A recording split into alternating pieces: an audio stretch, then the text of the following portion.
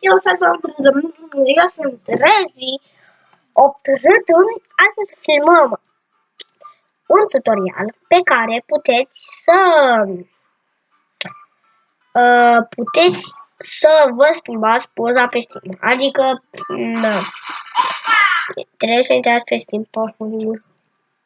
Stați un pic, ceva mare. Ești, mă! Deci, vă uitați aici. Dați la și dați profile.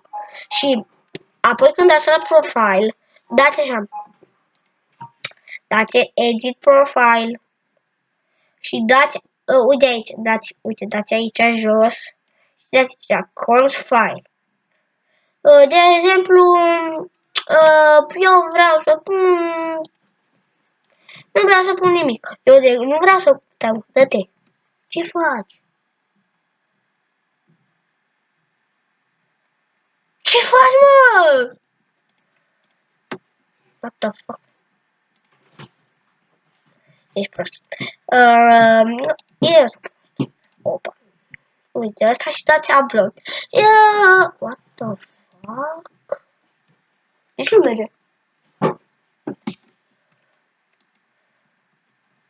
Bă, pe ăla de sus, prostea. Așa, acum merge. Și dați. Bă! Și să schimb numele, păi uitați? Da. Dați aici. Eu am activat asta, da. Și dați aici.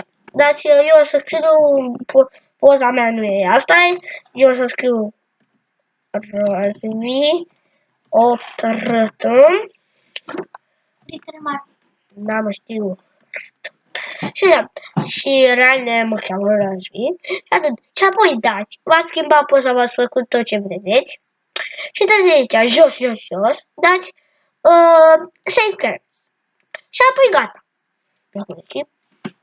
Și gata, v-ați salvat ăsta. Vă cheamă La profil. Da. Și acum dați la profile și o să vă arate.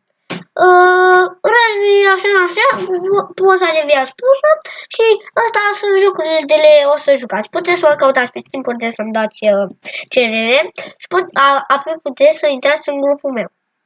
Da. Și cam... N-am. O să-mi creez un grup și cam atât a fost. Ne vedem data viitoare. Pa, pa!